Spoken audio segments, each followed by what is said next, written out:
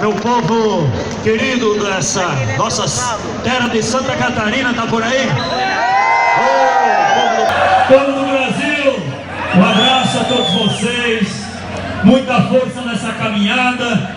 E há pouco o companheiro do Paraná me disse: ó, deputado, fala lá o seguinte, que o Temer é que nem um garupeiro da moto, né, que estava andando e derrubou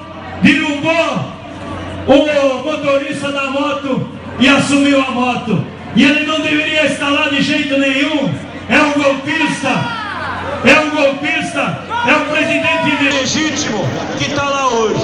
Mas eu que venho da luta da agricultura familiar, que lutamos mais de 30 anos para construir políticas públicas no meio rural, programas de acesso à energia elétrica do Luz para Todos, programas como o Pronaf, como habitação rural, seguro agrícola. Essas políticas nós construímos principalmente a partir do momento que o companheiro Lula assumiu a presidência da República. Como dizia aqui o Padre João, nosso deputado federal, como dizia meu companheiro Vicentinho, que tem uma história bonita de peleia, de luta da CUT, como eu também, que participo da vida da CUT há muitos anos. Nós construímos, através das propostas, através da luta dos agricultores e dos trabalhadores desse país, muita coisa boa para o povo brasileiro. E nós não podemos deixar isso agora ser destruído.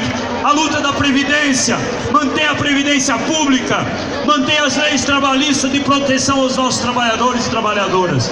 Por isso nós estamos aqui, que o companheiro Lula foi o grande líder que entendeu as propostas do povo brasileiro, que compreendeu o que o povo sente, que compreendeu a dor, a fome, a miséria e a morte de crianças nesse nosso país antes de completar um ano.